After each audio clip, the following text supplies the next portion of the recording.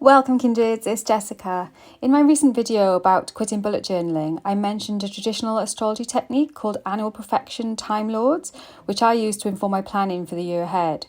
Quite a few of you said you'd like a video explaining what this technique is and how you can use it in your own planning, so this is that video.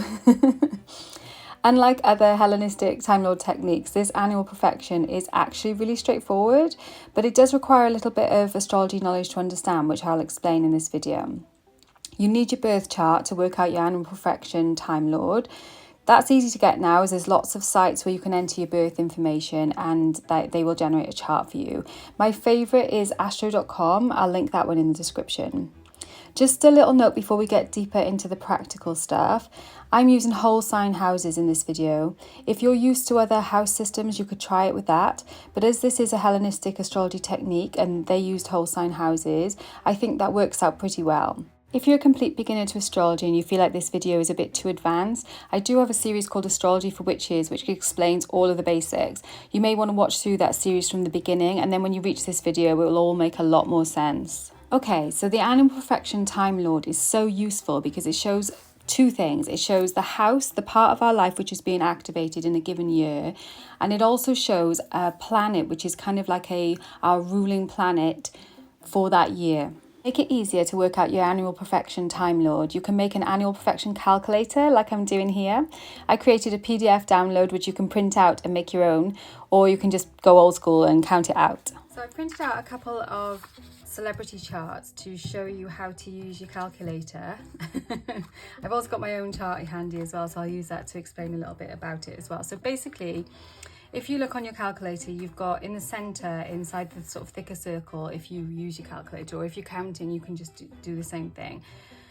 It's got ascendant, second, third, fourth, fifth, sixth, seventh, eighth, all the way around to 12th, and that is the houses. And then coming out from there, there's numbers. So 0, 19, 24 are all in line with the ascendant. 1, 13, 25, 37, and so on are all in line with the second. So these numbers are ages. So the way that you work it out is you find your,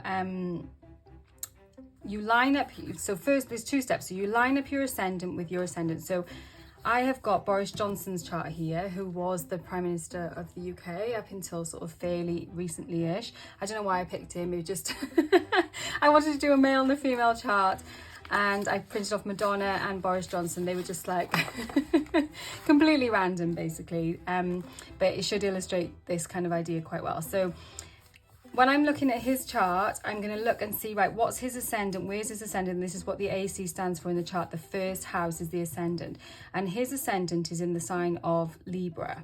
So if I look around the outside of the calculator, of our homemade calculators, and you could write the names on if you're not familiar with the glyphs, but I'm sure, you know, most of you who are interested in doing this are going to be familiar with the glyphs. So I'm looking for Libra. So I'm going to go around, find Libra, there it is. And I'm going to line up the ascendant with Libra. So there we have it. So I know that's upside down, but you know, it doesn't matter. It's lined up with Libra, that's fine. So the ascendant is Libra.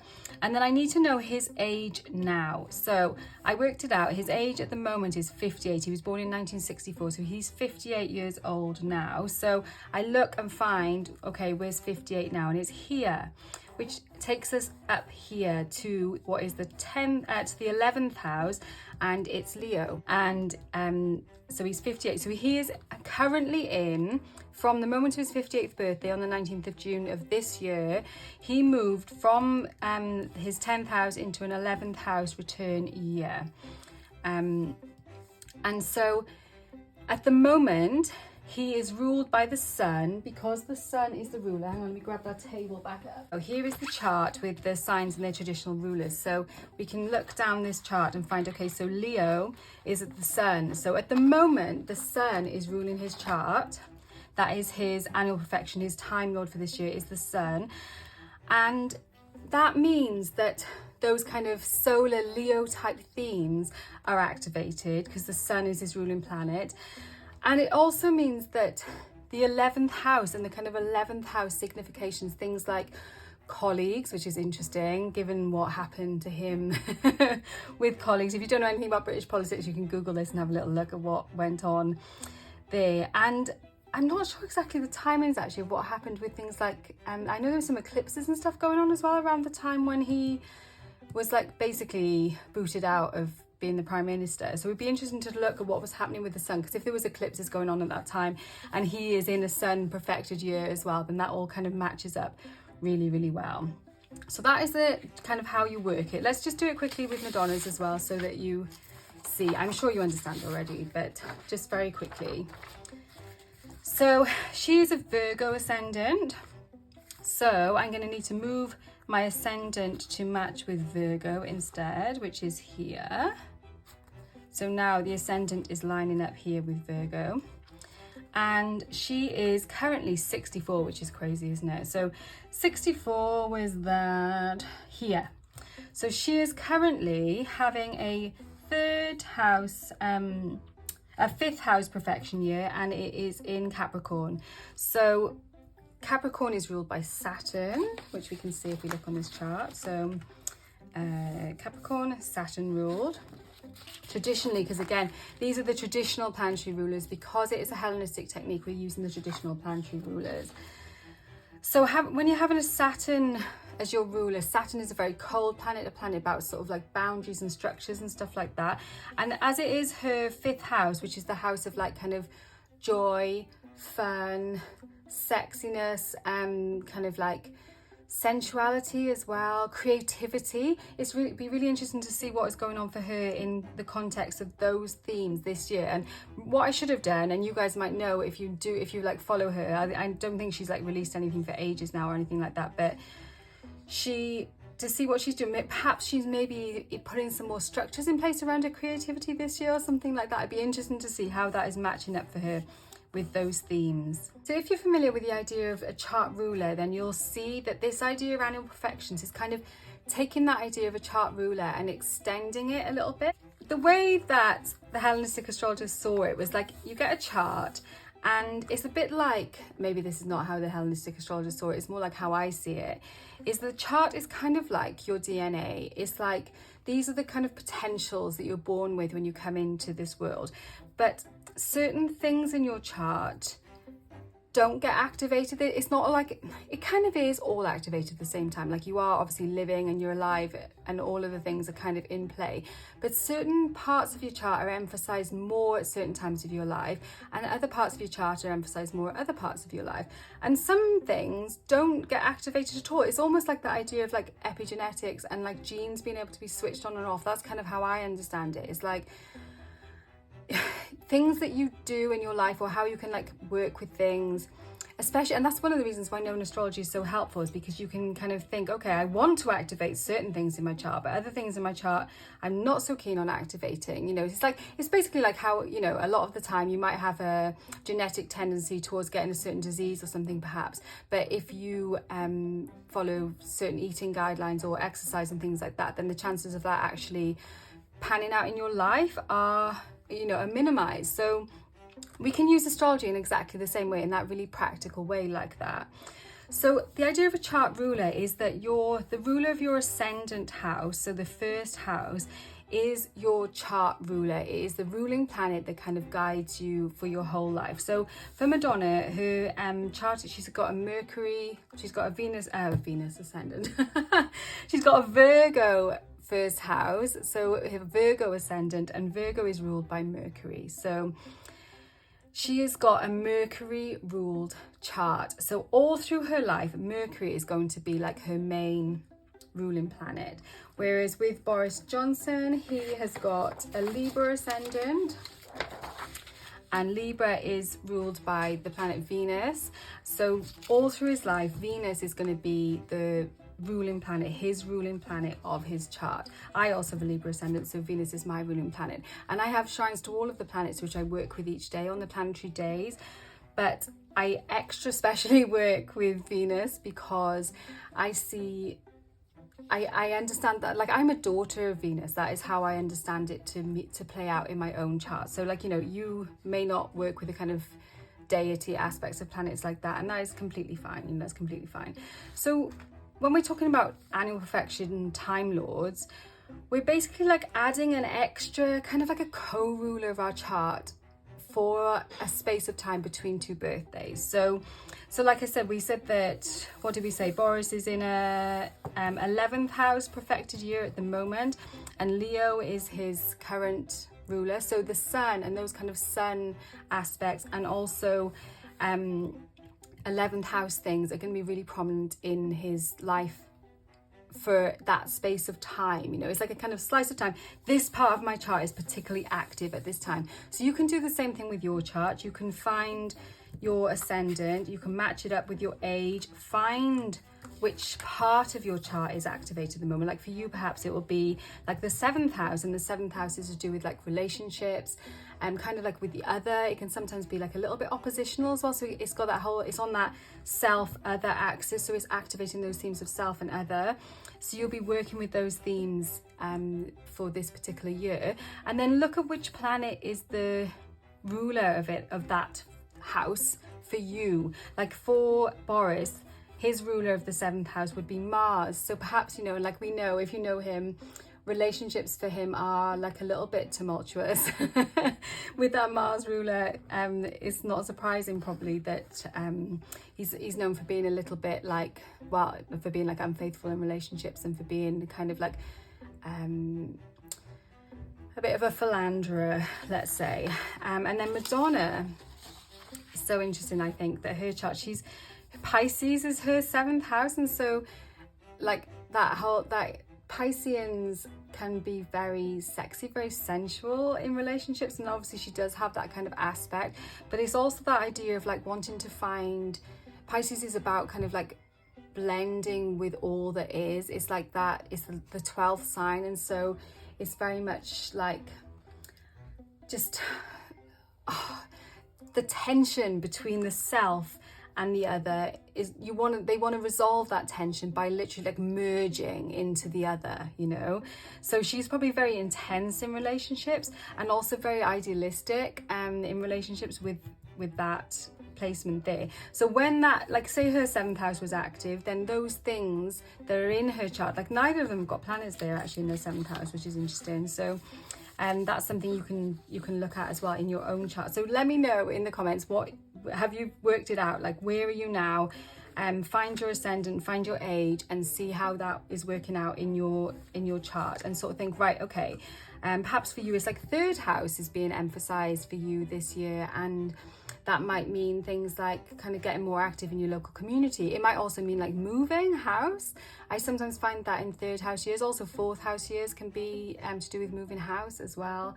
Perhaps you're in like a 9th house and you're going to maybe start a kind of course of study or something like that. You know, can you see how, if you know a little bit about what the house is, you can start to see, okay, so that's the part of my life that is being worked on in this particular year. And the year goes from your birthday to your birthday. It's not like because you move into the next sign with your solar return on your birthday. So that's just important to remember. It's not like it's not tied into the calendar year. So I just wanted to show you how I kind of work with this a little bit more deeply. I've made like a spread in my journal where I've written about some of the themes of each of the houses, but like marrying the two things together, the house, the sign, and the ruling planet all together, so that when I come to these house perfection years, I kind of know the sort of themes I'm going to be working with, and I understand the energy of that planet that I'm going to be having as my co-ruler for that period of time. So that might be something you want to do. Like you might not want to do all 12 of them right now. Like what I would suggest doing first of all is like working with the one that you are currently in. So if you find your current age, work out what that is and what planet it is that is your time lord. And I'm nosy, so let me know. And work out the house that is associated with, obviously, because you need to work out those both things at the same time. And then think, how is that area of my life being like activated, especially at the moment? And how is that planet's energy kind of playing out in my life at the moment? And you can take that further as well, because you can then, you know, and this is kind of getting into a little bit more advanced stuff, is that you can see where that planet is now. So like say, oh sorry, my laptop's making noises in the background. Say you're ruling planet, well, I'll just use my chart as an example. So my current Time Lord is Mercury. So this year, up until my birthday next year, so from my birthday this year until my birthday next year, Mercury is my Time Lord. So I am paying extra attention at the moment to what Mercury is currently doing in the sky, like the relationships when it's aspecting the other planets, what's kind of going on with that, and just really. And like, to give you a kind of practical example, one thing that I've been considering doing for a long time, I'm going to do this year, even though it's a little bit scary, is for my whole life I've had a tongue tie, and it's quite a significant tongue tie.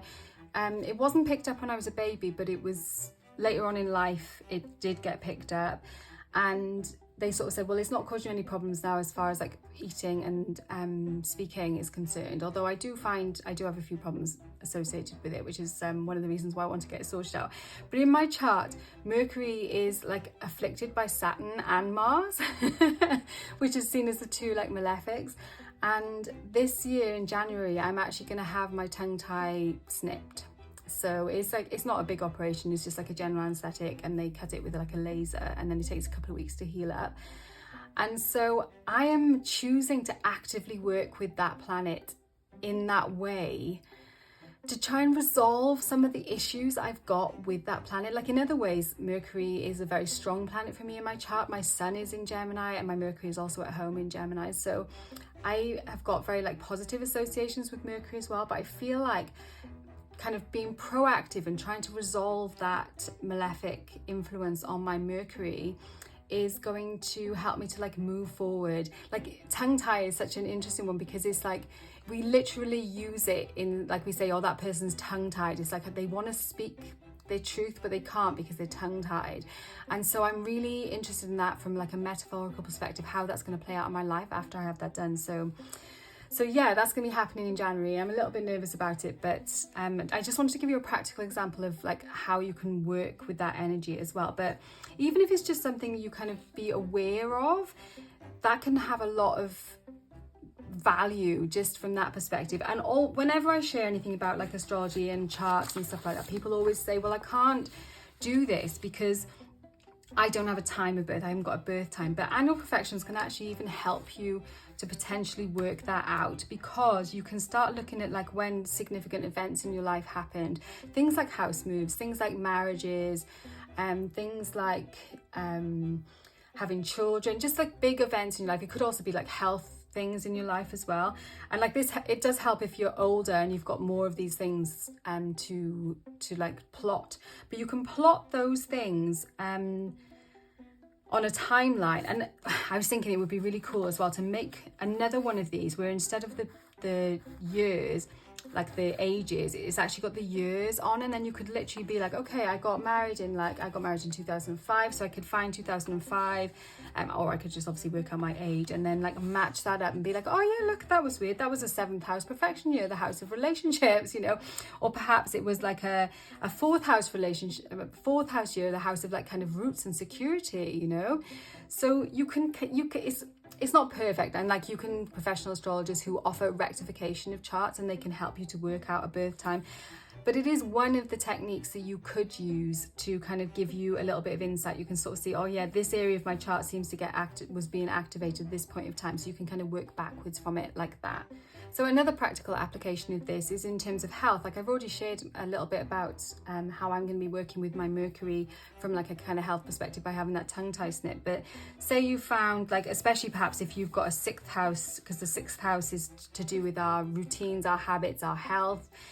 If that is being activated for you at the moment, then it is an indicator that you should perhaps be working on those things, like putting good health habits in place. You could also look at like, okay, so for Madonna, her 6th house is ruled by Aquarius, which is an air sign. It's a very cold air sign, Saturn ruled.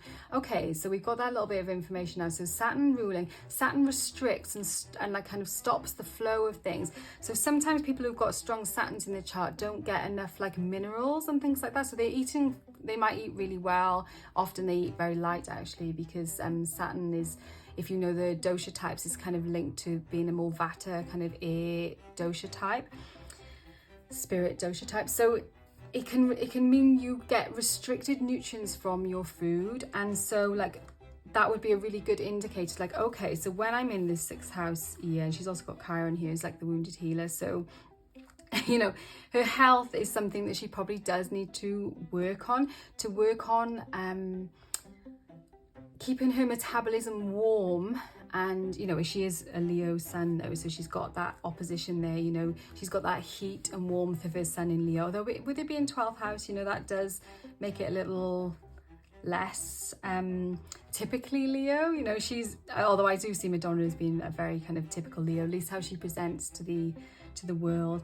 And like, some of these charts are all from the Astro Data Bank, which is a really cool place to go and look for celebrity charts. You know, you can type in loads of different people and there's lots of people on there, but they're not all definitely like correct as well. Like, there may even be an argument, I don't know how perfect her chart is, but there could even be an argument that the sun, like that Leo could even be her 1st house potentially. A lot of like sort of ultra famous celebrities will have like Leo being in like the ascendant or things like that, you know, because it is linked with like fame and and like that solar idea of like shining, so being very, very shiny so that other people recognize that kind of charisma and everything in you as well. Yeah, once you know the part of your chart that is being activated for you, you can start to like unpick that and think, like really dive deep into the meaning of that house and see what the themes are for you. And when you know the planet and sign that are associated there as well, you can look those up and kind of really